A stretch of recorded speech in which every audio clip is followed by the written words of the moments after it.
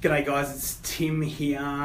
So as many of you probably know by now, I participated in winter last year with a documentary that was being filmed as part of SBS.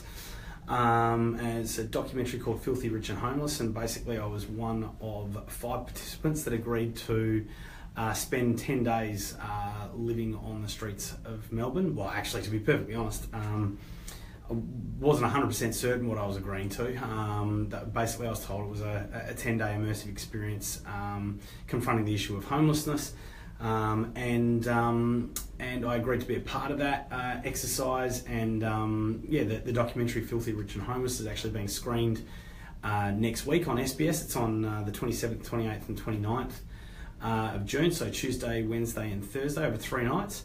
And firstly, I just want to say thanks to, we've got just so many friends, family, clients who have reached out and expressed their thanks and shared their support with or for me taking on such an experience. But a very common question that I've been getting from people is that I guess that people want to know, like, why would I choose to take on an experience like that? So I thought I'd get on the old Facebook Live and just, I guess, share a little bit about it with you guys so that you can, get a bit of an idea about, why I chose to take on the experience. So, firstly, I knew it was going to be in winter in Melbourne, which is obviously not a great time to be living on the streets. I knew that, it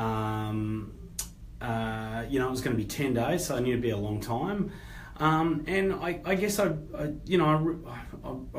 kind of really jumped at the chance, to be perfectly honest. I knew it was going to be really, really tough. I knew it was something that was going to really challenge me on, many different levels, whether it be both, physically, whether it be mentally and emotionally. I figured it was probably going to be pretty hard, and it was probably going to test me and push me to my limits.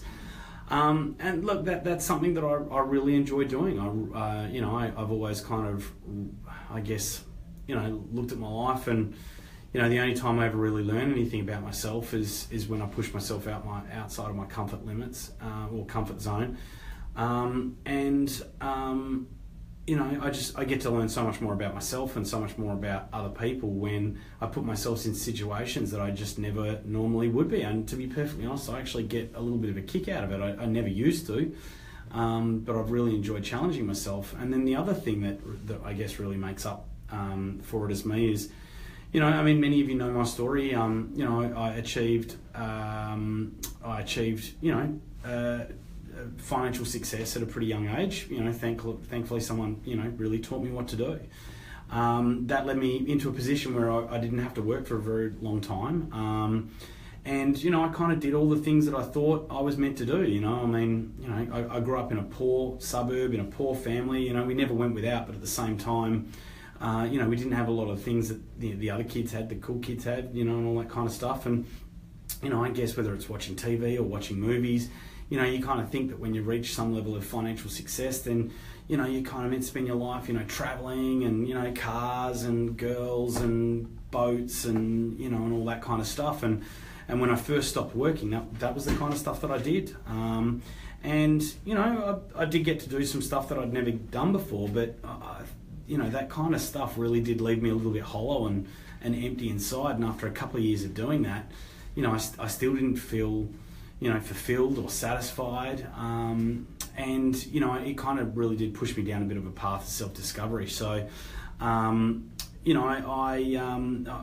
I went through that journey of self-discovery, I really got to see some things about myself. And one of the things that I got to see is that my life had pretty much become dominated by money.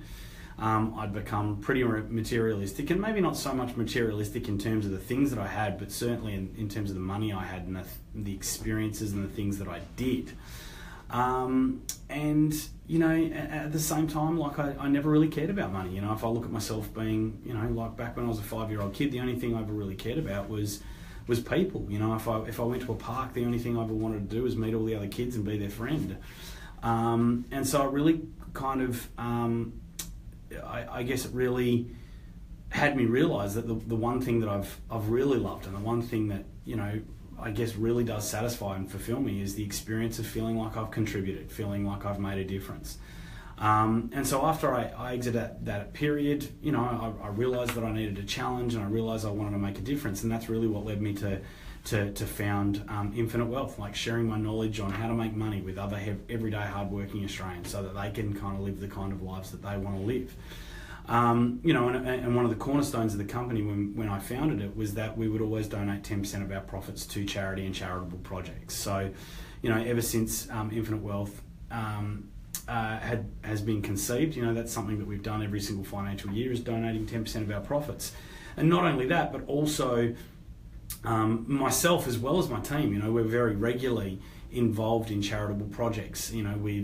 We've done things, like I set up a charitable project for suicide prevention called Screw the Taboo. And there was 8 of us that climbed Mount Kilimanjaro to raise funds and awareness for suicide prevention a couple of years ago.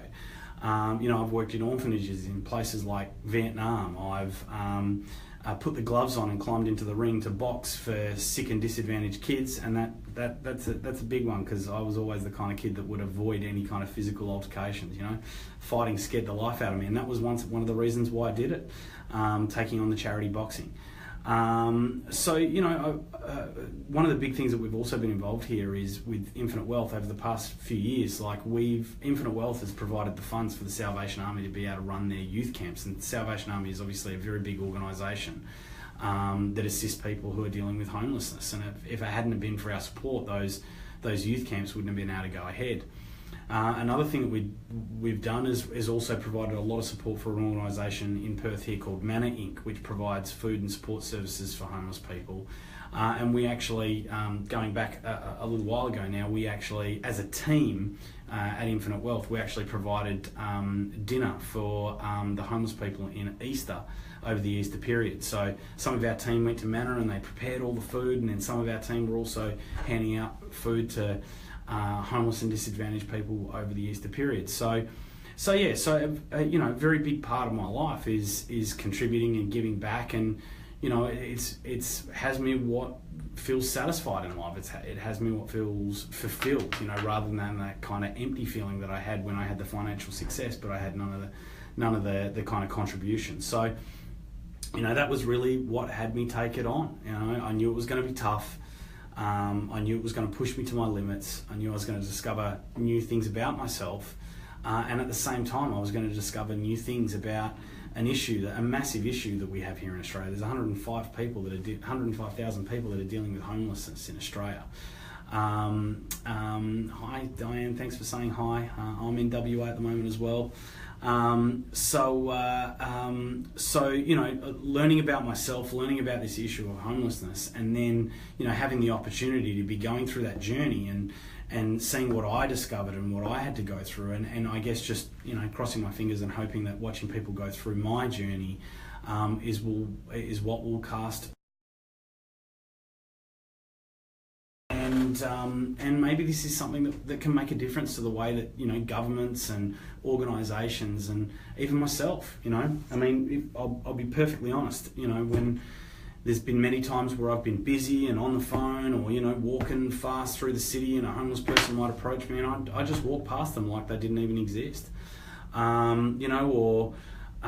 There's been times where I've walked past a homeless person and had that kind of throwaway thought, oh mate, come on, why don't you just get a job, sort your life out, and obviously, I wanted to get a bit of an insight into, is that how it really is, or is there a whole bunch of things that I'm just not seeing? So it was a great experience. It's going to be on SBS next week. I'll probably get on the Facebook Live next week, and I haven't even seen it. So I was there, obviously. I haven't seen the finished product, so I don't know what it's going to be like. I don't know what it's going to look like. I don't want to talk about the experience yet, because obviously we want people to watch it. But I'll come back next week, and maybe after the first episode or something like that, and give you guys a little bit more of an insight into what was happening, and I guess what was going through my mind and what some of my experiences were. But thanks for checking in today. Please tune into the documentary, and I hope it's worthwhile and worth your time. Okay guys, thanks a lot, have a great day.